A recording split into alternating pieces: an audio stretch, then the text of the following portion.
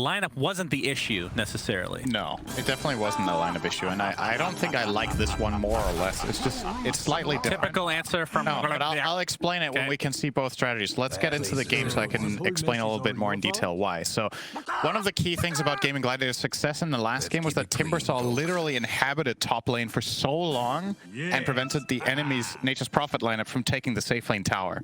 Beastmaster can't do that to the same extent. So the way this Gaming Gladiators lineup is going is more in an aggressive fighting direction rather than the Timbersaw being a wall. You now have this Beastmaster who's putting more pushing pressure and looking more for fights early.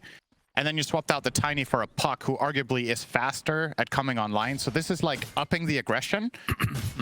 But at the same time, I think this is a better Nature's Prophet game than the previous one.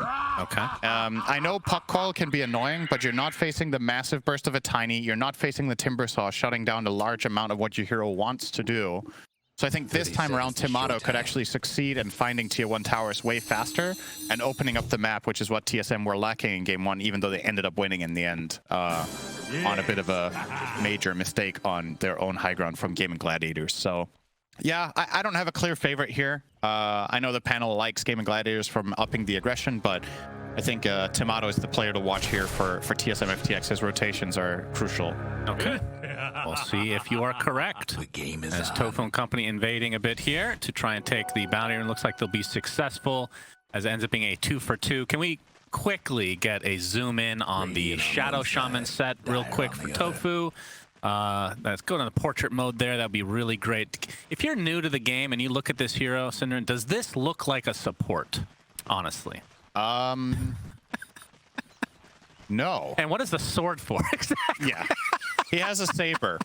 I mean, having said that, the set is god tier, but it doesn't make any sense. But I still love it. That's why you love it. That's exactly why you love it. That is very true. Bryle in the mid lane with this Pangolier. Boom this time playing the Puck, which is a hero that's kind of disappeared to a degree. What do you think about this matchup? Should be pretty good for Puck, I think. Constant harassment onto the Pango. If you skill phase shift, you can block a big portion of the swashbuckle damage or the shield crash if you're quick enough, and maybe win the region exchange a little bit. Also, you're a good hero to hero counter in the mid game, right? Getting coiled as Pango sucks. It's hard to find a good shield crash for damage mitigation during it. You can get silenced and you can just get burst. Witchblade Puck is probably the way we're going to see Boom go here, and he will look to be an assassin all around the map. And the burden is on Dubu to try to cover people, which he did an exceptional job at in game number 1 on Pugna. So we expect no less of him on the Abaddon to do the same thing. Yep. And top lane, Tomato will be playing Nature's Prophet, as Dyrachyo playing the Monkey King here in the bot lane. I mean, we're seeing a lot of the same heroes, which I like the idea of kind of running it back to a degree. Like, if you feel like you made a mistake in game and it wasn't like a specific pick that was the issue, I like the idea of having confidence in order to go for this similar lineup, if not exactly the same in some cases. Yeah, I really don't mind it from Gaming Gladiators. Like, they accomplished everything they wanted in the game and then they dropped the ball. And it happens. Like, happens to the best. Oh my god. Okay. Dubu couldn't save himself from that one. Sometimes that was a sometimes big ass impetus. Indeed. So Dubu, I mean, this is one of those heroes, once you get to level 6, of course. I mean, Dubu in general just loves these really tanky supports that takes forever to kill. I mean, he's a big Enchantress player as well.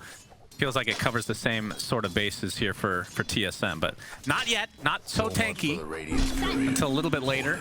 Now the Courier taken out here by Saberlight. And looking at the CS in the mid lane, 14-3 versus the 13-0 for... I mean, that's actually a pretty good start for Bryle, because, like you said, the Pango typically not the best of laners against some of these ranged mid laners. I think this is usually how it's going to go, and then it's going to become more and more Puck favored now. Now that Boom starts leveling up the spells, the harassment might become a little bit too much to deal with over time. Bryle's going to stack small camp, though, so he'll get something there. And talk to me about the Beast. I mean, they have better egg solutions, which is kind of what the panel was talking about. That was the...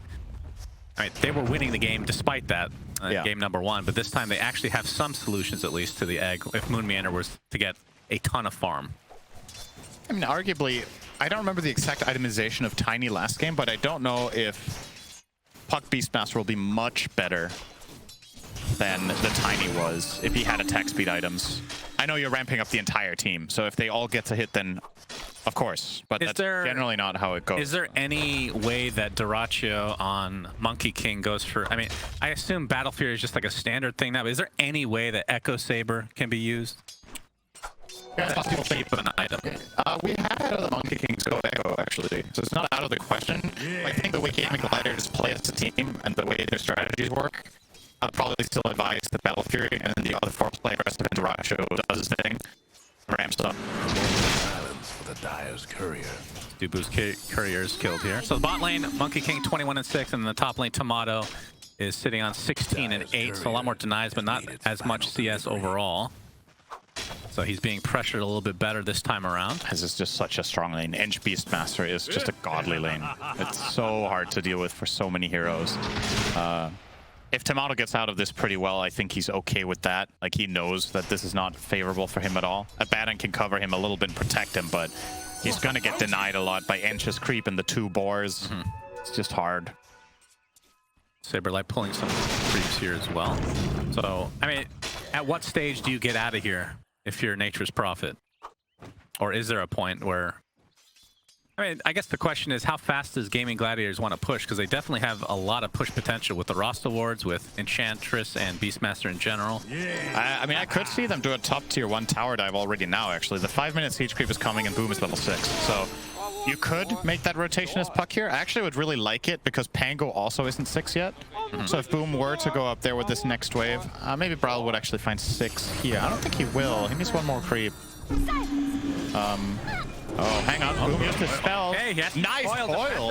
Actually works out decently well to stun out Moon Meander. Oh, I thought he had his spells ready again, and he could have turned that into a kill, but... But now he doesn't have that for a potential gank, although speaking of which, Celery has come to feed himself away to Bryle. Oh, he killed the courier. Oh, he also fed his way to Bryle. Yeah. Okay. He looked at the level discrepancy between the two. He's like, let me help you out here. Okay, we got the Shackle into the Boundless Strike. TP coming in from Dubu.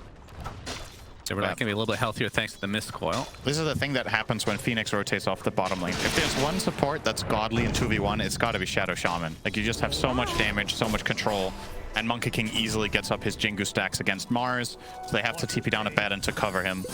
Yep, and the rune advantage going the way of Boom. We will take this illusion rune. 2k raw advantage here just from laning. No towers taken. Wow. 1 kill each. They're just crushing in the lanes. The biggest loser here is definitely Dubu. That sounded really rude. It wasn't meant like that. He's got 500 net worth. He has less gold than he started the game with. And Dyrachyo looking to take out Saberlight, but Dubu is here, and this is going to be turned around with the help of Tomato as well. So Dyrachyo thought he had a freebie, but he is completely surrounded. What is this? I mean, that's the power you have. I mean, it was just Tomato, I guess, with a global presence, but... Is that good? I don't know. That seems a little bit crazy to bring 5 heroes for a kill minute 6. You're losing a lot of advantage in the mid lane here. That's like, mental damage right there, done, though. I guess so, but... Like, look at what's happening on the map in the meantime. Ench and Beastmaster are starting to push top tier 1 with the siege creep. Yep. Boom is now a full level ahead almost of Bryle in mid on his Puck against Pango. And now he's going to make the move himself. And this one could be very, very successful. Yeah, Balance Strike is there, but Rebuke to kind of stem the bleeding a bit. But the coil onto 2. Looks like Saberlight might be able to get away. When Meander was shackled, gets off the dive. Another right click should take him out, but Boom has to use all his spells to try and get away. End up losing Moon Meander. Tomato looking to take out Tofu, but instead he's going to get turned around on. So 2 deaths for TSM as Gaming Gladiators extending their lead. This is actually very stompy right now. Like I said before the game started, the panel knows exactly what's going to happen in this game. Gaming Gladiators is going to roll them. That's right. Yeah, they're just dominating. It's a 3k lead minute 7. TSM obviously hit a timing when they get level 6 on Mars Phoenix, but that seems very far away. Saberlight level 4. What? Beastmaster is level 7. Wow. That's the state of the game right now. Okay, yeah, that would be pretty bad for TSM. He found his 5 now, but this is what happens in some games with a Phoenix lane. Like, Phoenix has natural downtime. whenever Fire Spirits are on cooldown. And with Phoenix being forced to rotate mid from Moon Meander, they left Saberlight in a 1v2 against Monkey King plus Shaman, and that lane is just unplayable. So he really fell on the back foot there. Aside from also just losing the lane heads up when they were playing at 2v2 in addition. Top 3 net worths all on Gaming Gladiator sides. All 3 of their cores. Coil missed though, so let's see if TSM can try and take advantage of this. As some damage is being done from these rallied skeletons. Some damage. Quite a bit of damage. So rally. How do you rally skeletons? That's what I want to know. It feels like some necromancy that only Slacks can probably answer. Needs to be like a chant in the game. Then why don't you ask him? Thanks, Cinderin. You're welcome. Saberlight's still level 5. Another couple creeps and he will be 6, but you can see so far away from Blink Dagger. We'll see how much impact he's going to be able to have as Tofu's going to run into him. There's the Hex, Shackle, and you can see Monkey King coming in, but TP support is coming, and that's going to force Gaming Gladiators. Actually, the tree is consumed, and that's going to be turned around onto Dyrachyo completely.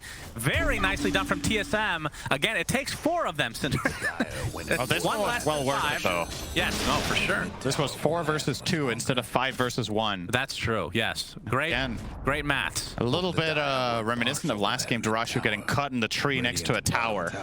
Yep. And punished there, but Saberlight. I'm guessing that was a replay because it would be quite disturbing if he'd be laughing at this moment when nothing's happening, really. we're pushing bottom tower. That tier 1 tower! Yep, there we go. Where's the, there it is, yeah. He just does that every 30 seconds just to keep everybody in check. Actual maniac. But yeah, the lead, well, I guess with that tower it is stem the bleeding a bit, but still 4K advantage for Gaming Gladiators. And I mean, TSM, what we talked about this last time around, what's their avenue back into the game? It's got to come from team fights, right? Like you need to, whenever Gaming Gladiators are looking to push a tower, you need to hit some sort of strong spell combo, whether it's Arena into Egg, whether it's a good Pango ult. Your skirmishing with your lineup isn't particularly good. You don't have any like low cooldown, easy, reliable stun setups, like some sort of Sand Mirana, whatever you can find picks with. So you need to look for the bigger fights, and that's what's happening here. We're going to see the smoke rotation now from Pango, Phoenix, and Abaddon. And now Mars will TP. They know this Roche is being done, but they're too late. Yep. Grab the Aegis. Hello. Hello. The Aegis. Are you serious? And they might get a kill on top of him. He misses the swashbuckle, though, and the spear helps boom out. What am I watching? What in God's green horse was this, Cinderin? Gaben is looking down upon us, smiling or frowning. I'm not sure. Depends on your perspective, but good lord. I think Boom just forgot to make a slot, and then he kind of panicked and made the slot. He waning ripped into the wars.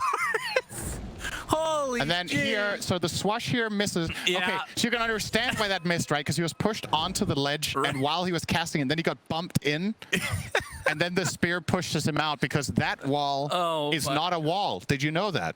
I actually did know. Roshan actually lives in a cardboard castle. So the walls just get knocked over when you spear over them. That makes perfect sense. I mean, despite that, it's a very well isolated cardboard castle, though. No light gets in. I like how you're really running with this joke. Thank you. Is not funny at all. I'm having fun. 6K lead. They've doubled their lead in the last couple minutes, and that's without. I mean, they get the Roche kill, so that's some money, but we'll see if TSM can take advantage of this Aegis. Still no defusal for Bryle, and I mean, again, the Blink Dagger, that feels like kind of what they need from Saberlight. He's actually going to get coiled. We'll snap it immediately, and yeah, he's just going to get surrounded. Even the rally creeps getting summoned to add insult to injury, and he is a full 1,000 gold off that Blink Dagger. All right, I have a question. When's the last time you saw a game be 4-4 minute 12 and one team being 7,000 gold ahead? I don't know. I can't even remember what I ate for breakfast this morning. So. When's the last time you saw a cardboard castle? Well, it's recently. That one I do remember. That's good. There may still be hope. That would be a good terrain cosmetic, just like a beach type of vibe, and then the Roche Pit is just, you know, it's like a sandcastle, like you said. Yeah, but you just said it wasn't funny. Now it's funny because you can make money off of it, right, Val? That's good. That's right. That's actually true. Battle Fury now online for Doraccio. Kind of like our casting. Terrible. No, it's funny because you can make money off it. Oh, easy money. Yeah, just talking to you all day. What a dream. Definitely not going insane. Oh, that's I'm on the Dominator and Flats onto Ace. It's fine. He's got some creeps to work with, Bryle. All right, he's going to get mud golemed in just a moment. Waning Rift is there as well. Of course, they don't want to expend too much, knowing that the Aegis is still online. Ruin Radiant's bottom tower. But yeah, the net worth advantage is just, it's really difficult to see a way back in this game. And I know some of the conjecture from last game I was reading online, which is something you should never do, Cinderin, as the illusory orb comes out and Boom will live. But a lot of people focusing on Gaming Gladiators, quote unquote, throwing. I don't think they threw.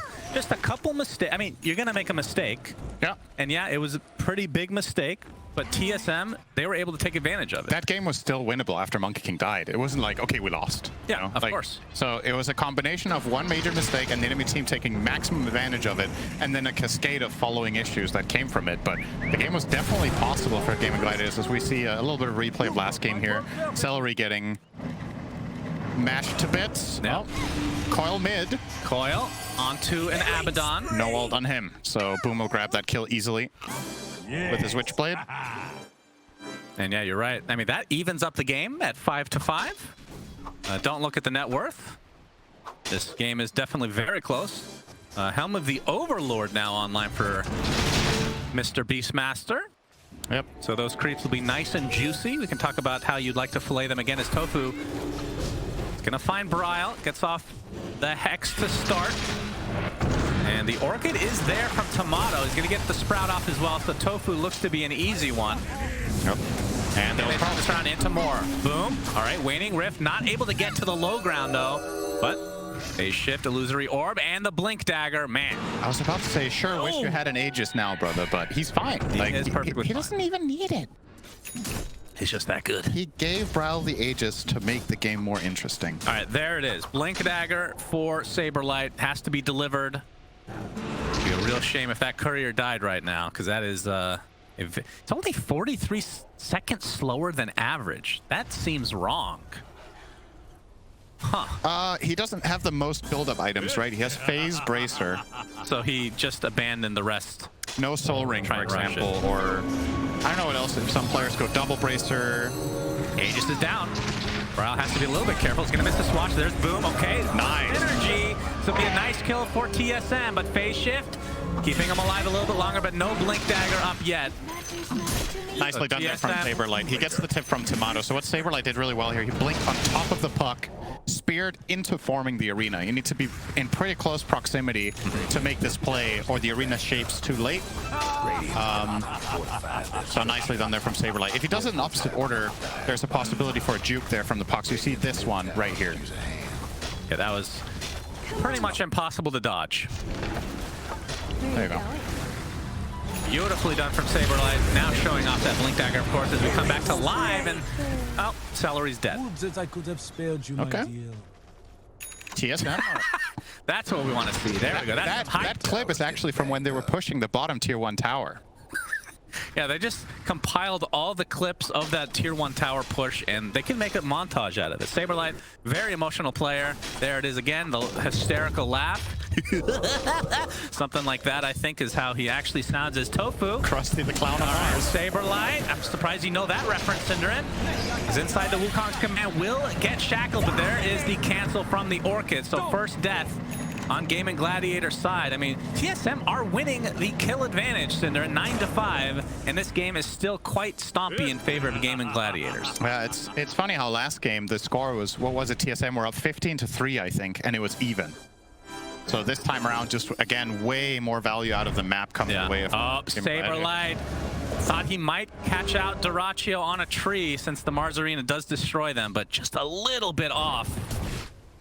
Oh, he actually hits the spear, but Boom comes in with the coils to immediately be snapped. Waning Rift, Illusory Orb, the Witchblade doing quite a bit of damage over time, but looks like Saberlight will limp it off. You know what this game has in common with the last game? That it's Dota 2? That is correct, which is good, but Ace is top net worth again. Yeah. And again, he has like 11 CS per minute as Beastmaster. He is crushing. insanely farmed. Invisibility. And he's pushing the tower with He's this gonna big get it. black dragon. Drumming it up. Trying to get the deny off, but Ace is still going to get it nonetheless. So it feels like everything going the way of Gaming Gladiators.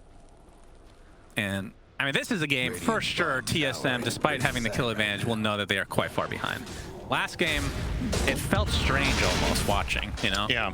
Precious bounty. But this one a little bit more obvious. I mean, the tower advantage definitely in favor of Gaming Gladiators. Tofu looking for a potential opening here. No Blink Dagger for him for another 800 or so. Dyrachyo still working on. I mean, I keep forgetting how early game it is. It's only 19 minutes. It's kind of crazy. Look at the net worth advantage. 60% of it is in the offlane. It's Beastmaster versus Mars. Yeah. He's 5k up on him. All right, Celery tanking the gank again. Stick. Gonna take them a while. Oh, Okay, nice Oh, dodge no. into the pit. The cardboard boxes are there. Cinder, he's gonna finally go down to the miscoil, but here comes the Wukong's command from Dyrachyo, wanting to get some revenge. Not able to take out Saberlight, though, as the egg creating a lot of space, but Waning Rip, beautifully timed, ends up taking out Bryle in turn. Now the coil onto 2. You can see Dubu popping his ult to get out, but Mumianer won't be so lucky. So double kill for Boom. I don't know if Duba will be so lucky either. Now I know he will. He does have a TP. He's okay. And a smoke that he's readying up. Guess he'll use this opportunity to place a ward. Unfortunately, if he plays it here, it will be in a sentry. He won't, though. Okay, in the trees and okay, TPing out. Yeah. You gotta relax. Sorry. Sorry about that. Dyrachyo. 9k lead for Dyrachyo on Timato here. There is an Ench rotation coming in. This could be a potential play. They have... Okay, he's gonna jump him now, but here comes Saberlight with a counter initiation. Mars Arena as well. Dyrachyo pops that BKB, going for Tomato, has that Jingu stack up. He's gonna just run away, it looks like, as the Rolling Thunder coming in. It's like we've barely apparently seen that spell this game, now that you say that. What's that? Rolling Thunder. What about it? We've barely seen that. I've seen it once at least. Yeah, for a 20-minute game, it's been very quiet. That's true. I mean, I guess in most of the situations, Bryle hasn't necessarily had to use it, so it makes sense. It's just it's an outlier. And perhaps it is a, you know, perhaps it is a sign of what the shortcoming is of TSM strategy here with the lack of a low cooldown initiation for Bryle. Yeah. The comparison to the strategy they had last game where Bryle was on Kunkka, he could set up the fights for the Phoenix and for the Nature's Prophet to come in. This time around, when they don't have that setup and have a Pango instead, they have more heroes that are dependent on the offlaner. And since Saberlight got shut down so much, that's really where that advantage comes from. Pango can't really unlock his potential because he doesn't find the fights he wants. And it's a kind of a similar story all the way across the board. So it makes you wonder what made them opt for the Pango over Kunkka here, because they were all in the pool, I think. But they just chose a different direction this time around to mix it up. This one has not looked as successful, though. Yeah, DD. Bryle is going to take it, but at what cost, Cinderin? He's going to get right, Breaky, at what cost? Gets roared. Yep, Lacoste will be very happy with that reference, of course, as he's actually going to get off the ult. No, gets hexed again, but there's a nice Mars Arena coming in. They're going to lose their roster to start this fight, but they still have the Aegis advantage. Bryle finally getting the Rolling Thunder off. Only connects onto 1 as Mumianer creating a little bit of space thanks to the Sunray. But now it looks like TSM on the retreat. Boom gets a nice Waning Rip onto 3 heroes, but instantly orchided and just right-click down. But he does have the Aegis, and Dyrachyo trying to clean up. He gets the Phoenix. Tomato looking to be next, but Dyrachyo has to be careful. Finally, Boom comes back from that Aegis reincarnation, focusing on Tomato. Oh, did he dodge a swashbuckle? I think he did, but dies nonetheless. Triple kill for Bryle. TSM actually showing some life here. Boom, this will be a very difficult pickup. Lose your orb's gonna be faked. Boom, TPing out, yeah. I'd love to see a replay of that last fight. I think Dyrachyo actually making an uncharacteristic mistake for himself there. It's going to be toward the later portion of this, though. So notice how when Puck chases here and catches all of these... Oh, well, don't know who really catches who here. Dyrachyo is going to start fighting Tomato, and he's going to use his stun here to connect the stun on both Tomato and the Abaddon. The problem is Tomato still has BKB, and now when Dyrachyo gets the stacks on Jingu, he doesn't have the stun. Right. He has the stun there. He gets almost a full heal by hitting 4 Treants and the Nature's Prophet, and he would have survived there and got himself a much, much better fight. But of course, you don't know that ahead of time, and trying to min-max as a pro player, that's a pretty standard thing, right? Yeah, and the double stun does look juicy, right? Because you're like, okay, I can stun the Nature's Prophet and the guy who can save him from the stun at the same time, but the BKB was ready from Tomato. Right. And that costs him a lot in that instance. Bryle with the instant roll-up Rolling Thunder. The rest of this team is smoked up, so maybe they think that Rolling Thunder being down, that TSM will not try to be aggressive, so this could be a good opportunity for them as they've cut the lead to 6K now. We'll see if they have a second comeback in the Mars Arena. Breaks the tree. So Monkey King Dyrachyo done. Another death for him. You can see his reaction. Yep, he's feeling the heat. Yep, for sure. Last game, obviously we've talked about his mistake in the enemy base. He also ended the game with a negative scoreline as carry. I think it was 5, 8, and 7. Which you wouldn't have expected with how the game played out, right? Yeah. And in this one, he's also really being punished by, in this instance, the Mars. Saberlight is finding a lot of openings. Now 2, 4, and 3 on that Monkey King, so need to stabilize a bit. Obviously, it's still a good game state for Gaming Gladiators, so I don't think they're all too worried, but you are losing a lot of momentum on that Monkey King, who was far ahead earlier on and is now, you know, I don't know if he was far ahead of the Nature's Prophet, but he was like ahead of the curve of the game. Now it feels like he's more equalized. Yep. He's basically same net worth as the mid Pango now. Tomato leading the way again. I feel like he is one of the most consistent position ones in Dota right now. Feels like he rarely has a poor performance. A lot of that can be said because of the supporting cast of TSM creating so much space, especially when we've talked about Moon Meander so much, but Dubu, he's one of those guys that just sacrifices his life constantly in order to help out his position 1 Tomato and the rest of his team, of course. Dubu is just a very good defensive support player, and I think that's something that TSM have identified as like the way, if they can use that player identity in their strategies, it's how you get the most value out of him. Putting him on heroes like Pugna or Abaddon has paid major dividends in their journey to get here. They're going to keep running it whenever it's good, that's for sure. And of course, Gaming Gladiators. Coddle as well, another hero he plays. They lost game 1, so they need to win this in order to extend it. But if TSM come back and win, then they will be going to the upper bracket finals of the Stockholm Major against Tundra, who have, I think, probably looked the best. I thought Gaming Gladiators and Tundra both looked as the top 2 most impressive teams so far. But that game 1, a little shaky, Cinderin, in this series. So maybe Tundra are just a half step above everybody right now, but of course there is time for these teams to prepare. I also don't want to series. Also don't want to overreact on one game, right? Or like TSM are definitely showing some good fighting spirit here, but you know they're still behind by, I would say, a decent amount. So not in the clear, but they're stabilizing, which is what they need after a terrible start. Mid tower should fall shortly. Celery will poke at it a little bit with his creep on himself, and I think Dubu will just deny it now, probably. And the tier 2 bottom is dead as well. So Gaming Gladiators losing something in place of this likely to be denied tier 2 tower in the mid lane. We'll see if they end up doing it or not. Should mention Beastmaster has had his shard for quite a while, so he has the diving hawk thingy, which is one of the best things in the entire game for sure. And Rasta actually did pick up the shard from Roshan, so you have the Serpent Wards on Shackle. I'm surprised that they don't think the Mischief Monkey King shard is good enough to give in that case. The Shaman one's really good. I'm not saying it's not good, it's just typically if something's like close to being the same power level, you're going to want to give it to your core in most cases, right? Maybe Mischief is worse than I thought. That sounds cool. Dubu getting gone on. Still has his ult available. There's the initiation from Bryle. Dubu's ult will pop though. They're focusing on the Rasta. Gets off the shield crash as well. He just gets demolished. And there's the egg with the arena combo. And TSM are going to get 3 kills at the very beginning of this fight.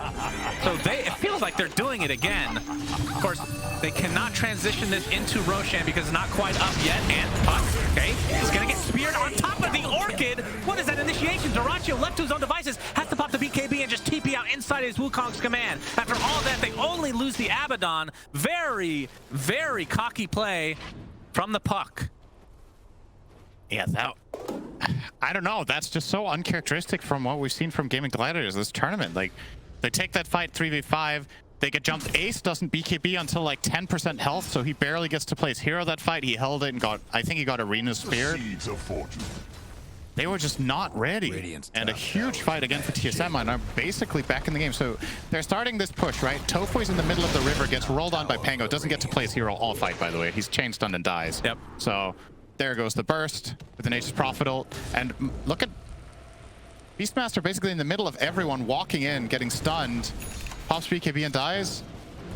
That was just an absolute freebie for TSM. Gaming Gladiators also weren't together for that play, right? Puck came in late. Monkey King came in late. Man, Saberlight has the best facial. I'm gonna say facial animations. He just has the best face. It's not expression, it's animation because we're in the digital world now. Big fan of him. Of course, they weren't able to play with him early in the tournament since he did have COVID in his on their boot camp, so he had to kind of delay his return to this tournament. But since he's been back, they have been crushing, and it's great to see for the NA scene, of course. But I mean, with that, TSM have come back into the game. They're down 1K when this looked unachievable, especially 2 games in a row to do this. Just absolutely insane. Waning Rift, nicely done onto 2. And try to chase him potentially. Dubu still has that ult available. Bryle gets off the stun onto the Enchantress, looking for Boom. Not going to find him. They do get the Rasta, though. This is a clearly worse Rolling Thunder than last time, but with Shaman out of the play, I don't think Gaming Gladiators are really going to look to fight here, but they're right on top of an Ops. They see everything. TSM gonna jump in. Op, shield crash with the swashbuckle. The Lincoln's applied. It's going to get procced.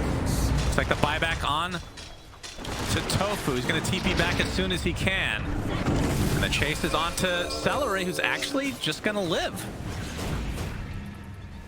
See if they're able to get anything more out of this. The D-Ward battle begins. Of course, this is the fight for the third Roach, but it's not up yet. Haste Rune is going to spawn. There's the ult. Mars Arena comes out. Dyrachyo pops that BKB. Wukong's command. Several heroes inside. It's going to be a good fight for Gaming Gladiators. It's going to be a 1-for-1 for the supports. The Saberlight just barely limping away. Finally goes down to Boom's right click. Nice. Boundless Strike onto Moon Meander. Gets off the dive, but doesn't create enough space to get away. Now Dyrachyo, though, nice swashbuckle. He's going to go down. Double kill for Bryle. The buyback onto the Mars, so Saberlight will be here soon. Ace has the BKB TP. Bryle still has his ult. Going to try to find somebody.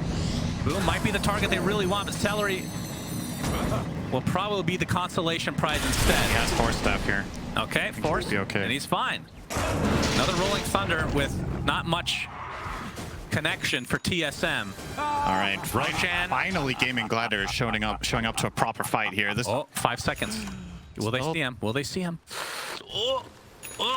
Tomato's putting treants in there. They'll know. They know. They know with the orb too. Okay. Perfect timing there from Boom. Roche number 3. This is Refresher Shard. Monkey King dead for 40 seconds. Gaming Gladiators do have buyback on him, though. Let's see if they want to expend it. Ace has Roar again. Last fight, he threw it on a low HP. They have the Hawk for vision, but it's going to get destroyed by the swashbuckle, so no dive bomb. Okay. Bryle and Saberlight looking for a kill. Is buying space for Monkey King to get back in the game normally. Orchid. The Sprout Orchid. Will this be a kill on the Boom? Yes, it will. He does have buyback, though. And into the pit, TSM go. He can travel into any of Beastmaster's summons here. There's the buyback. Monkey King coming back in 3 seconds. This should be enough time for TSM to get the Roshan items. There's Bryle with the ult to ensure that he can get it.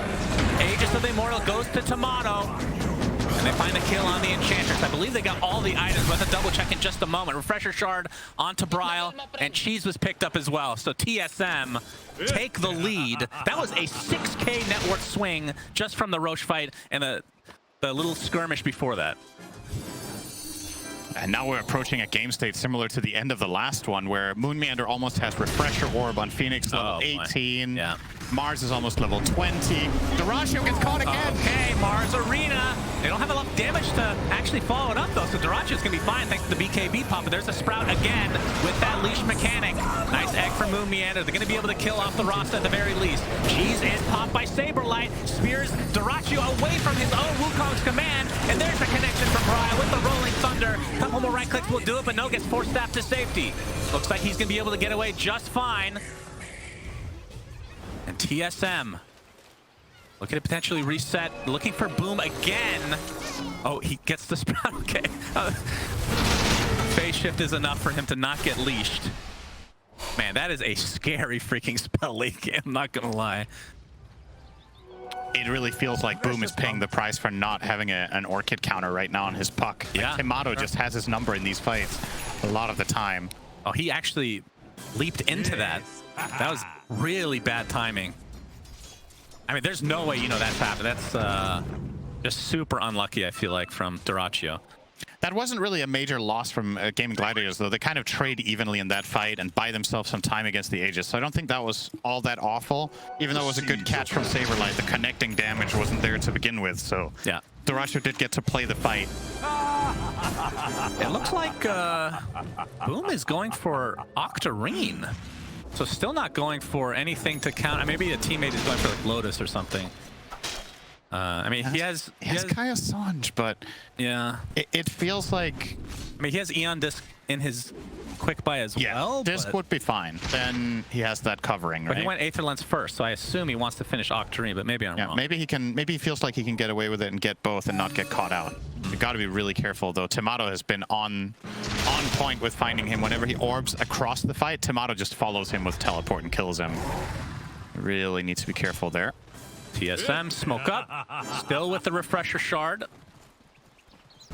On who? Maybe not. Am I wrong? I don't see it anymore. Maybe they must have used it for eggs, maybe? Yeah, I didn't notice either. I guess so. Either way, still have Aegis, still have Cheese. Nope, never mind. They ate the cheese as well, so it's just Aegis. I'm paying attention. Which makes that mid-fight even better for Game. That's right? true. Ace. Okay, Orchid it up inside the Sprout now. It's going to be forced to BKB. There's the Rolling Thunder coming. He's just taking too much physical damage. He actually uses Roar, but just gets right-click down shortly after. That's the gem on the deck. Wait, he was here completely alone, right? I guess so. Again, just... Let's do something about that. Okay, I feel like it's easier to see this as a mistake when the team has just lost a big advantage, right? But I just feel like this is not how Gaming Gladiators have been playing in other parts of the game, whether ahead or behind in other series here. Like some uncharacteristic... That felt like he was in the middle of nowhere on Beastmaster there. And they just punish it immediately. All right, Shadow Shaman gonna find a bad angular monkey. Forced out the borrowed time. It's a pretty short cooldown, though, on that level 3 ult. Only 40 seconds, so I reckon they won't be able to use that for anything, really. Radiant's mid tower's coming apart. Timato has the Butterfly, Assault Cuirass, and is... Does he have Shadow? Yeah, his Shadow Blade and Silver. Okay. So it has the full Silver Edge at base. God, he's still farmed again. And he is 7K above the next net worth, which is Dyrachyo's Monkey King. Just have to think, without a few of those deaths, where they would be right now for Gaming Gladiators. Yeah, for sure. They had the game under control. They were dominating the map, and then they started spreading it a little bit too thin, got caught, made a couple of misplays in fights with spell usage, and here we are. TSM again coming back from terrible game position, just like in game 1. I think this time the win expectancy for the Radiant was 86% minute 20. Really? Yeah, so very, very far ahead again. Not that you can always just take that for as gospel, but... It is Gaben. Yeah. Gaben has spoken. Now Timato. Aegis is about to expire, so they don't really get the best value out of it. But obviously, just the fact that they have denied that Roshan to Gaming Gladiators is kind of a big deal, and that was probably the stamp of comeback, I guess you could call it, from TSM. That's not English, but we'll pretend it was. Just ignore it. See. Don't listen to me anymore. Orchid forcing out the BKB. Wukong's command coming from Dyrachyo, but Timato's already outside. Oh, he baited all that stuff with just a Sprout? Yeah. I mean, BKB, Wukong's command, the whole thing, and they didn't see any other hero than Ephira, and he was just terrified of getting piled on there. I mean, you can't blame him though. It's easy to say from our perspective because we can see where the enemy heroes are, right? Right. But based on what's happened so far this series, yeah, I can understand that reaction, right? They're in his head a little bit, I think, and now they're using it to their advantage.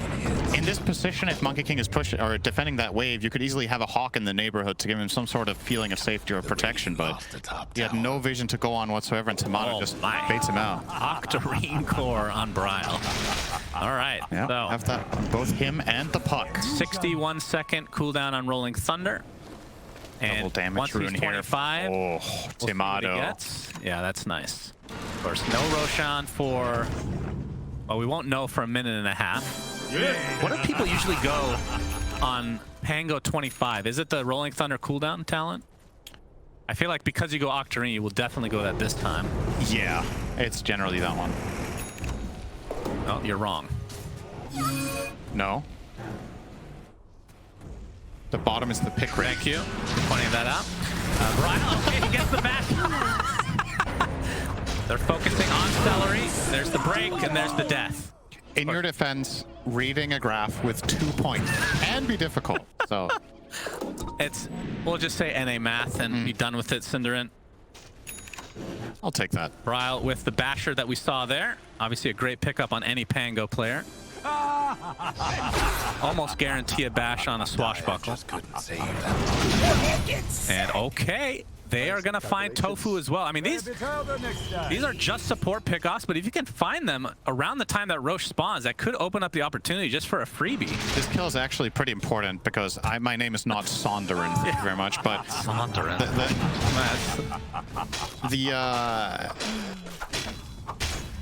Wow, I really lost my trail of thought. All right, because I know. I get a point because he spaced out and couldn't remember what he was going to say. That's old man right there. Are you making your own rules for this? Yeah. So this kill on Shaman might not seem that big, but it was actually costing him his BKB. And that is an important item timing right now. Okay. Tofu was trying to find that in the side lane. He's very, very close. And with a BKB, he's been very unimpactful this game compared to what we usually see. He's been shut down by Pango over and over and over again. And if he can finally get himself a BKB, he can get in, get the reliable dispels off, at least bare minimum force an aphotic shield so they can roar someone. And, you know, get the Serpent Wards placed well. I'm actually going to smoke now with a 200 gold to go for that BKB. Ooh. Not ideal timing, but Bryle worried takes about out the Roche. Courier, and I think that was the Eon disc. The rest of the Eon disc in there. That's a pretty big deal. So a few minutes without that. 25 on puck, so he has the piercing coil, which means they can't BKB TP out here. The Pango or roll move on Pango, of course, which is the bigger thing. Yeah, his ult will be up in 5 seconds because of that talent. Oh, Tomato barely out. The roar is what Ace was looking for. Pango ult here. Bryle, Rolling Thunder, and not sure if he's gonna find anybody. Okay, Ace looks like he's fine. Okay, even the Mars Arena is expended. Oh, man, they are whiffing on everything right now. Great movement from Gaming Gladiators, being prepared for this. Now, with these ults down, I don't think they can go for Roche anymore. I love the play from Bryle, though. He has Arcane Rune and the 25 talent. His ulti has 7-second cooldown after it ends. So he's literally using it as a scouting tool just for information. You're going to see when it runs out now. The Arcane Rune's still running, so you can use it 3 times on the same Arcane Rune. It's ready again in 5. Oh my god. So you might as well just throw another one while the Arcane is active. Roche up in 50 seconds. He might just do it now, honestly. Really? Yeah. Let's go again, boys. Yeah, why not? And he goes, is he going to find someone here? Uh-oh. Okay, he jumps over Dyrachyo. Dubu, his ult is procced immediately. Focusing on Celery for now, but you can see Bryle not really interested in this fight. Dyrachyo. Okay. Gonna go on to Moonmeter, but there is the egg with the Sunray. Dyrachyo inside the pit will use the Wukong's command, but I don't think TSM even were interested in going on that to begin with. Rolling Thunder now coming, knowing that the rest of Gaming Gladiators will have to back up, but a nice coil. Beautifully done. Will they be able to kill the Pangolier? It's very close. He's still leashed.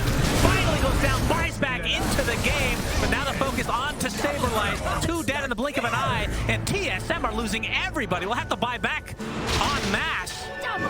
Dyrachyo did fall, so the 1 death for Gaming Gladiators, a pretty important one, as now they're focusing on to Tomato. Bryle gets the knife back into the shield crash. Tomato inside of his own Sprout, trying to stay alive and doing better than that. He's getting a triple kill, Cinderin.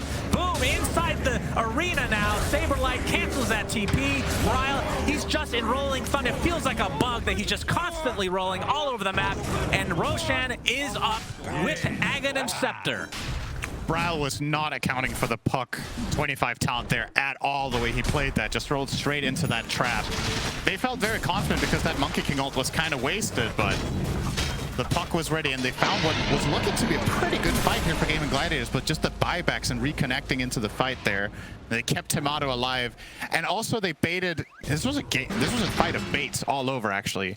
So they start chasing Tomato after this fight goes so well for them, and they hold the buyback so long until they approach the outpost. That's when Mars buys back as well, I do believe, if I'm not mistaken.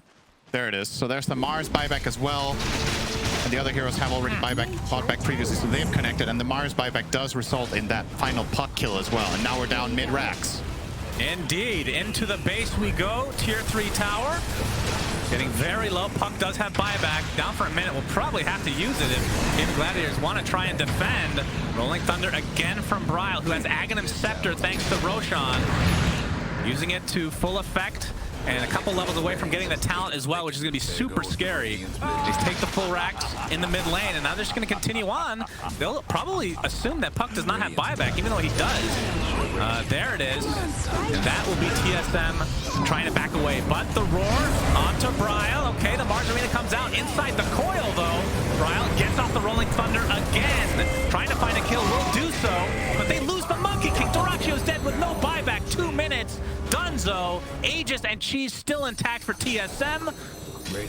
No end in sight for them. 22k net worth lead. And this is minimum second racks, probably game. We'll see if they try to reset with this Aegis and whatnot. Doesn't look like it. Saberlight. All right, they're going to be able to find Celery with very little expended, in fact. But not much needed. Now it's 5 versus 3, 6v3 if you want to count the Aegis. And the throne push continues for TSM, focusing on the tier 4 towers now. One is down. Eventually, one will be down. Bryle, swashbuckles in. Phoenix still has the refresher with Egg if they really want to try to fight this. Spear into the Rebuke. That is an easy kill onto the Rasta. Buys back into the game. Another Rolling Thunder from Bryle. Inside that Sprout as well. They are just perpetually locking down Ace on the Beastmaster. And TSM have somehow come back in 2 games in a row. And they